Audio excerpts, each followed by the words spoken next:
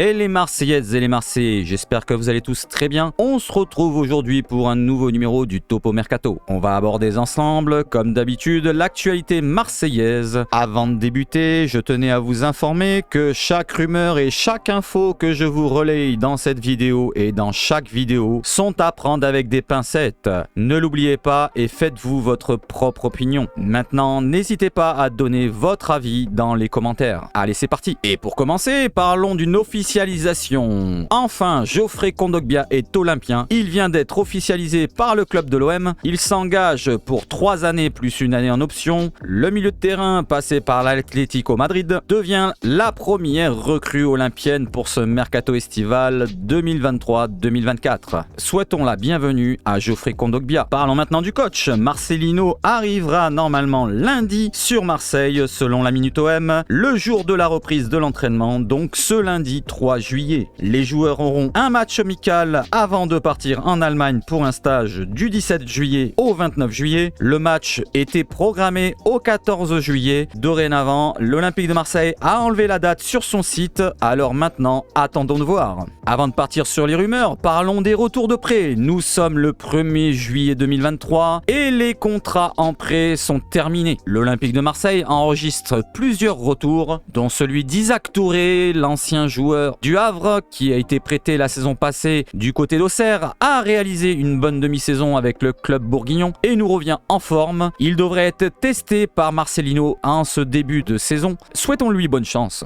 Autre retour de prêt, celui de Jordan Amavi, qui nous revient de Getafe. L'arrière gauche sous contrat jusqu'en 2025 a participé à 6 rencontres en Espagne pour 244 minutes. Place maintenant un autre joueur revenu de prêt d'Espagne, d'Elche exactement, Paul Lirola, qui a eu peu de temps de jeu à se mettre sous la dent. La saison passée, il a pu faire 13 entrées du côté de l'Espagne. Il a marqué un but en 644 minutes. Le latéral droit reste sous contrat à l'Olympique de Marseille jusqu'en 30 juin 2026. Passons maintenant au milieu de terrain avec le retour de Pape Gueye qui nous revient du FC Séville où il a réalisé 6 bons mois. Il reste sous contrat jusqu'en 2024 et devrait être vendu par le club olympien aux alentours des 10 millions. L'Olympique de Marseille attend toujours le résultat et la décision du TAS qui devrait statuer sur son sort et sur, bien sûr, le sort du mercato olympien. Autre retour, celui de Conrad de la Fuente qui nous revient de l'Olympiakos Le Pirée. Le jeune ailier américain de 21 ans est sous contrat jusqu'en juin 2025. La saison passée, il n'a pas eu beaucoup de temps de jeu non plus, avec 197 minutes en 5 petites rentrées. Il n'a marqué aucun but et n'a délivré aucune passe décisive. Et maintenant, le dernier retour, celui de Salim Benseghir, l'ailier gauche de 20 ans, qui est sous contrat jusqu'en 30 juin 2024, n'a pas été aussi flamboyant à Valenciennes FC en Ligue 2, où il n'a participé qu'à 440 minutes en 18 entrées pour une passe décisive. Pour tous ces retours de prêt, les amis, je vous demande quel joueur vous garderiez dans le lot et quel joueur vous laisseriez partir pour n'importe quelle somme. Concernant les départs, on va rappeler qu'Arkadiusz Milik est parti du côté de la Juve définitivement pour une somme évaluée à 6,3 millions d'euros plus 1,1 million de bonus. Nous avons aussi Luis Suarez, le Colombien, parti pour 8 millions d'euros du côté d'Almeria. Et il reste aussi Kevin Strootman à ne pas oublier. Arrivé il y a 5 ans de la Roma pour une somme de 25 millions d'euros, on pourrait dire que c'était un accident industriel de la part de l'Olympique de Marseille de l'avoir signé. Souhaitons-lui bonne chance pour la suite. Place maintenant au mercato. Toujours pour les départs, concernant 2 joueurs arrivant en fin de contrat, Sead Kolasinac et Alexis Sanchez ont un dossier complètement différent. Avec Sead Kolasinac, qui a un temps donné pratiquement son accord à l'Olympique de Marseille, n'aurait plus donné de nouvelles et aurait discuté avec un autre club, l'Atalanta Bergame, avec qui il a trouvé un accord verbal. Selon Di Marzio, il serait attendu mardi pour signer son contrat du côté de Bergame. Le club olympien est furieux d'avoir appris la nouvelle par le biais de la presse. Concernant Alexis Sanchez,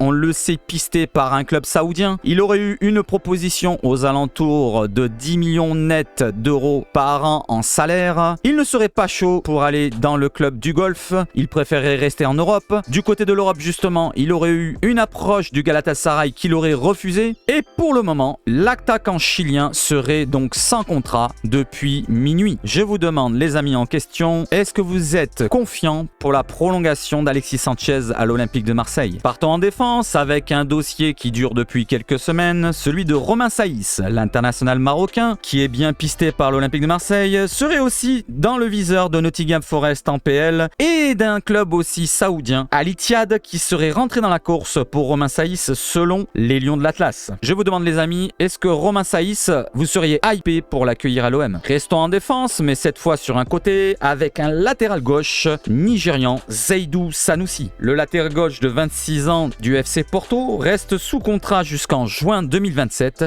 Sa valeur Transfermarkt est de 8 millions d'euros sur Transfermarkt. L'international nigérian aux 11 sélections reste un joueur d'expérience malgré son jeune âge. À 26 ans, il a déjà participé à 112 matchs du côté du FC Porto avec des matchs de Champions League, et cette année, il a participé à 31 rencontres toutes compétitions confondues, 8 en Champions League pour un but en Champions League justement. Pour le moment, l'Olympique de Marseille n'a aucun latéral gauche mis à part le retour d'Amavi. Je vous demande les amis, est-ce que ce probable recrutement vous hype? Restons sur le côté gauche de la défense avec une rumeur venant du peuple olympien. David Jurasek, un international tchèque de 22 ans, bientôt 23 en août, serait sur les tablettes olympiennes. Il reste sous contrat au Slavia Prague jusqu'en 2026. Le latéral gauche est estimé à 5 millions d'euros sur Transfermarkt. Cette saison, il a participé à 45 rencontres pour 2 buts et 13 passes décisives. Et je vous demande les amis, est-ce qu'un profil de ce style vous intéresse? Montons d'un cran, allons sur le milieu de terrain. Et selon El Chiringuito TV, l'Olympique de Marseille serait intéressé par un milieu de terrain de 22 ans de l'Athletic Bilbao, l'ancien club de Marcelino. Unai Vencedor, 22 ans, serait sur les tablettes olympiennes pour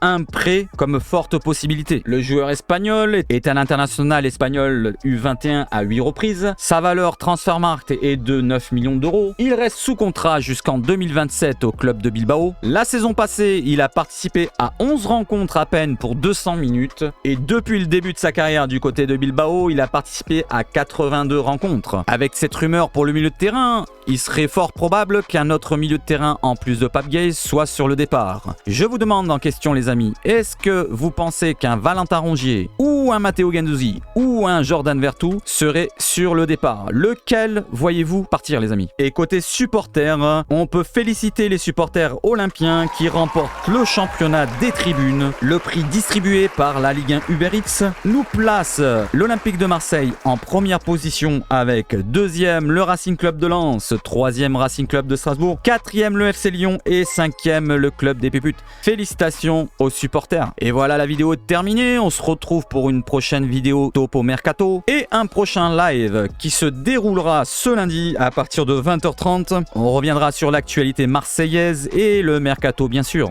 Vous ne raterez rien chez Seb. Et maintenant, comme d'habitude, je vais vous souhaiter de passer un excellent week-end. Vive le foot chez Seb H Foot et bien sûr, allez l'OM!